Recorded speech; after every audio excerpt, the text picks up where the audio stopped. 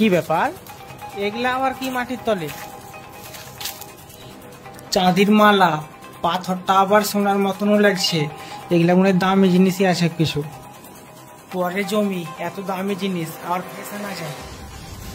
ওই সুভাষ, শুভেন্দু, দেখবি তো একটা জিনিস কি পেলে খুঁড়তে খুঁড়তে আমি কেমনই পাথর মালা। একটা জিনিস দেখবি তাই সোনার জিনিস এই মালা। তাহলে হ্যাঁ খুবই লাভ হয়ে আলো। ওই বেটা সামান্য একটা পাথরের মালা যে আরে মালা এটা সোনা। না রে ভাই না, এত লোভ করা ভালো নয়। জমিদারকে তুই ডাক দে, কিছু যদি হয়ে যায় এগুলা জিনিস লিয়া চিনি না, কিছু জিনিস এগুলা কি বুঝতে তো পারি না। তাইলে আমি দৌড়িয়ে যাই জমিদারকে ডাকতে।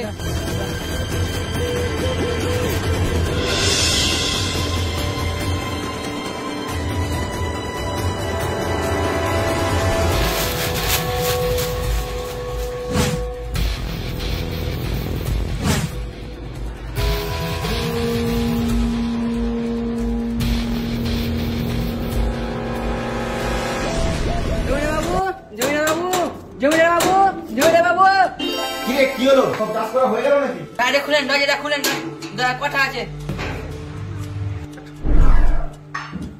কি রে চলে এলি? কথা আছে। কি বললি? আপনার সাথে জরুরি কথা আছে। কেন, কি হয়েছে? জমিটা সোনা মালা আছে। আপু ওরে এটা নিয়ে আয় তো। বস না বস। আর নিয়ে বস।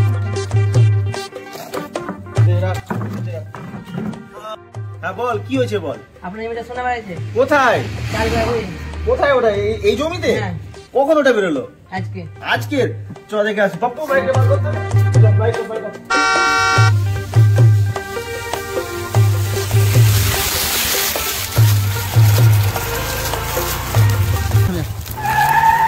ওরে নাম কোথায়? কোন জমিতে?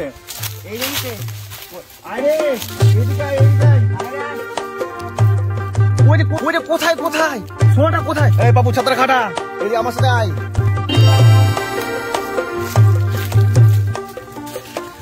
ওরা পুরাই বসে আছে। কোথায়? ওর পুরাটাই। ডাক ওদের ডাক। আই রে আকাশ। ওই দেখ জমিদার এলো মনে হয়, চল।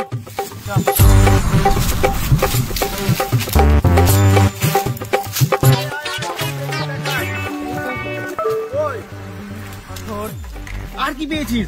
চাঁদির মালা পেয়েছি, পাথর পেয়েছি। কোথায় পেয়েছিস তোরা? এই তো এখানে পেয়েছি। কিভাবে পেয়েছিস? খুঁড়ছিলাম, জমি খুঁড়তে দেখছি হঠাৎ কি একটা যেন ওই আমাকে দে, তোর হাতে কেন? দেখেন। ওই ভালো ছাত্র ধর। এই দুটো জিনিস? হ্যাঁ এই দুটোই পেয়েছি। আর কিছু লুকাচ্ছিস না তো তোরা? না। এই ভালো সাথ করতে ওদের।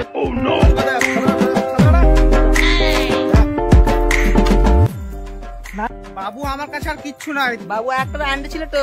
কোথায়? আমার কাছে দুটো জিনিস। এই তো বললো এর কাছে একটা আংটি ছিল। তাহলে কি সুভাষকে একবার চেক করাবো? পাপ্পু একবার এর কাছে দেখতে আছে কিনা। দেখ ভালো করে খোঁজ। আমার কাছে কিছু নাই বাবু। আংটির লোভে ধরা না পড়ে ঠাকুর বাঁচাও। পেয়েছি বাবু, এটা কি? ওই দেখি দিয়ে আমাকে দে। বাবু আমার ভুল হয়ে গেছে। কি রে তোর কাছে নেই বলে? কি এলো এটা? হ্যাঁ কি এলো এটা? পাপ্পু পিটিওকে ঘুরা করে দে তো, ঘুরা করে দেবে।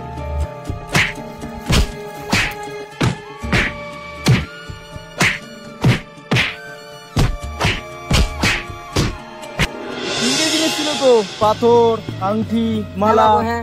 আর কিছু নেই তো? না বাবু। লুকাচ্ছিস না তো? না বাবু। পাপ্পু সাজ করাবো কিনা তোকে দিয়ে? পাপ্পু ছাড়া ধরাই।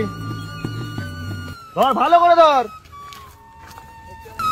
তিনটে জিনিস পেয়ে গেছি।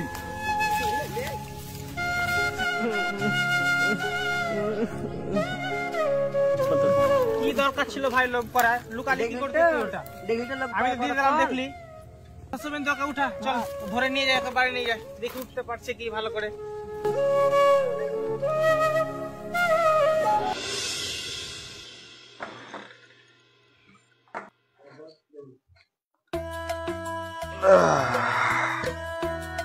গিন্নি একটু এদিকে আসিও। এতদিন পরে তাহলে সন্তুর জমি থেকে কিছু একটা পাওয়া গেল। যাও ছিনিয়ে নিয়েছি তো ভালোই করেছে। শুনে যাও এদিকে। কই গো, তাহলে লাইটটা বন্ধ করিও, আমি ঘুমোলাম একটুখানি।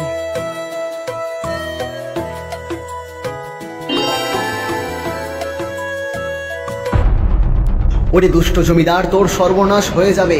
ভেবেছিস কি তুই আমার জমিকে আত্মসাৎ করে শান্তিতে থাকতে পারবি? কখনো না, আমি সর্বনাশ করে দেব তোর। আমার জমি থেকে পাওয়া ওই মূল্যবান মালা এবং সোনার ধাতু তুই এক্ষুনি বাইরে ফেলে দিয়ায়, নইলে তোর ধ্বংস অনিবার্য।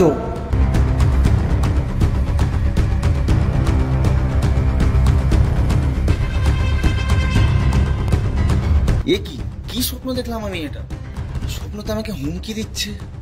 আর ও জানলোই বা কি করে যেটা আমার কিনে নেওয়া জমি? আমি ছাড়া তো কেউ জানে না। আমি কি ওর কথা কি মেনে নেব? না না না, এ তো আমি এত সোনা তো ছাড়তেও পারছি না। না, সর্বনাশ করে দেবে বলছে, ফেলেই চলে আসি, যাই।